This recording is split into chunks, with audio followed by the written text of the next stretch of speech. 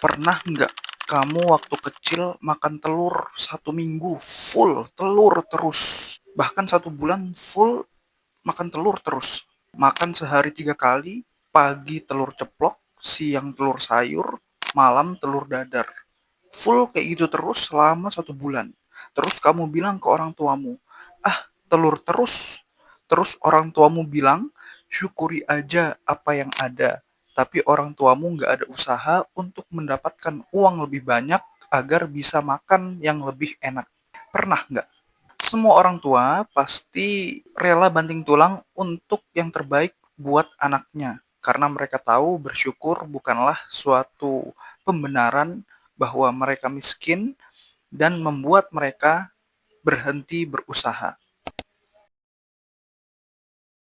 Di video kali ini, aku akan membahas tentang bersyukur itu bukanlah pembenaran kalau kamu adalah orang yang miskin dan juga bukan suatu alasan untuk kamu berhenti berusaha.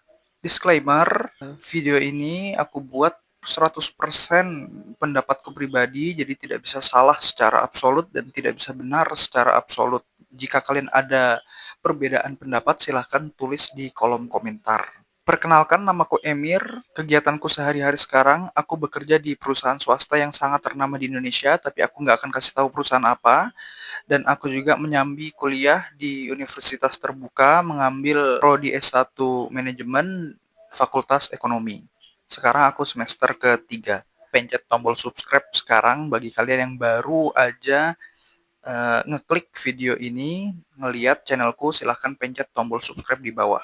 Ya, lagi-lagi disclaimer, disclaimer terus. Tonton video ini sampai habis, jangan di skip-skip, karena kalau kalian skip-skip, nanti kalian akan gagal paham, bahkan salah paham maksud dan tujuan aku menjelaskan tentang ini. Ya, langsung aja. Bersyukur itu bukanlah suatu pembenaran kalau kamu adalah orang miskin dan membuatmu berhenti berusaha. Bersyukur itu paling tidak setidaknya ada dua sudut pandang. Bersyukur itu ada dari dua sudut pandang. Yang pertama bersyukurnya orang miskin, yang kedua bersyukurnya orang kaya.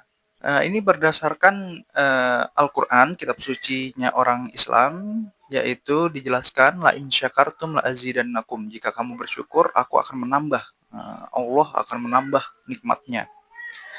Nah, ini artinya di dalam bersyukur itu setiap orang pasti ada harapan untuk ditambahkan eh, hartanya atau nikmat yang lainnya. Seperti itu.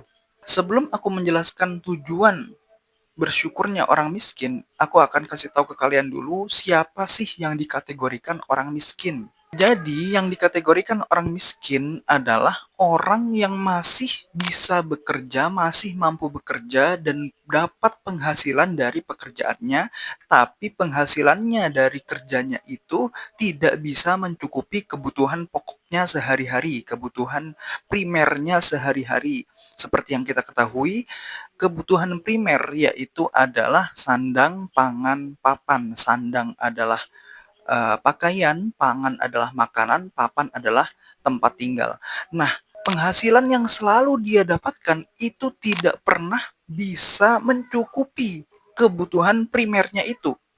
Nah, inilah yang dikategorikan sebagai orang miskin. Nah, tujuannya bersyukurnya orang miskin itu adalah untuk menurunkan standar kehidupannya, untuk menurunkan standar kepuasannya, untuk menurunkan standar kebahagiaannya.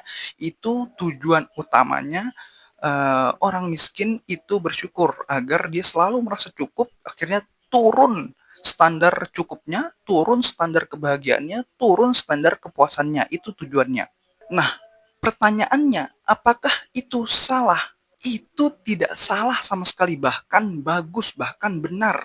Yang salah itu adalah dia tidak mau usaha, dia tidak mau bekerja dengan mengatakan, ah meskipun aku berusaha, aku nggak akan berubah. Ah meskipun aku berusaha, aku nggak akan kayak gimana-gimana, aku nggak akan kaya. Syukuri aja apa yang ada, itu yang salah. Jadi bersyukur dan berusaha itu setidaknya harus disejajarkan atau bahkan usahanya lebih ditingkatkan, lebih dibanyakin dibandingkan bersyukurnya, begitu. Karena bekerja itu termasuk, mensyukuri apa yang sudah didapatkan, mendapatkan lebih banyak harta, mendapatkan lebih banyak sesuatu yang kita inginkan, itu salah satu bukti kalau kita benar-benar bersyukur apa yang diberikan, begitu. Jadi yang salah itu ya yang tadi itu, nggak mau bekerja, malas bekerja, alasannya syukuri aja apa yang ada, itu yang salah. Nah sekarang yang kedua, bersyukurnya dari sudut pandangnya orang kaya. Aku nyiapin materi ini 1 minggu sebenarnya. Iya, semoga banyak yang nonton. Yang nonton harus subscribe. Ini materi aku siapin seminggu ini.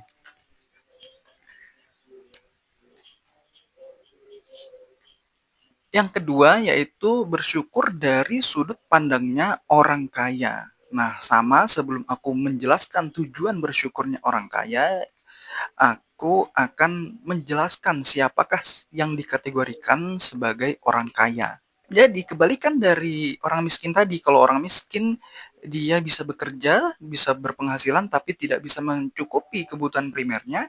Nah, orang kaya ini dia bekerja, dia dapat penghasilan dan kebutuhan primernya tercukupi bahkan lebih, bahkan dia bisa mencukupi kebutuhan, sekunder, kebutuhan tersiernya, dia bisa mencukupi itu semua, itulah orang kaya. Nah, sama juga tujuan bersyukurnya orang kaya itu sama, yaitu untuk menurunkan standar kecukupannya, untuk menurunkan standar kepuasannya, untuk menurunkan standar kebahagiaannya.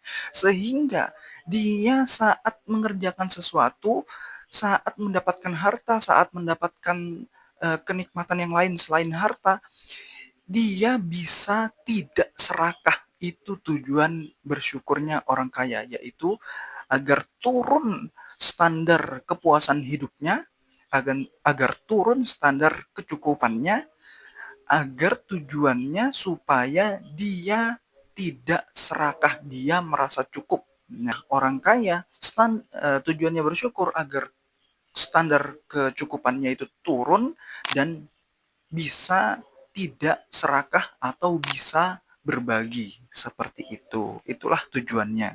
Nah, setidaknya bersyukur dan berusaha itu harus disejajarkan, paling tidak disejajarkan, atau yang lebih bagus lagi, eee, lebih banyak berusahanya dibandingkan bersyukur. Karena berusaha itu juga termasuk bagian dari kita mensyukuri apa yang telah diberikan, akhirnya kita berusaha yang lebih lagi, atau disebut dengan built-in motivation. Built-in motivation ini ketika kita bekerja dan kita puas dengan hasil yang kita kerjakan, kita akan membangun motivasi dari dalam diri kita, "Wah, kemarin bagus hasilnya." Berarti, saat dia ngerjakan lagi, dapat motivasi baru karena hasil yang sudah dia hasilkan dari pekerjaannya, seperti itu. Itu namanya built-in motivation.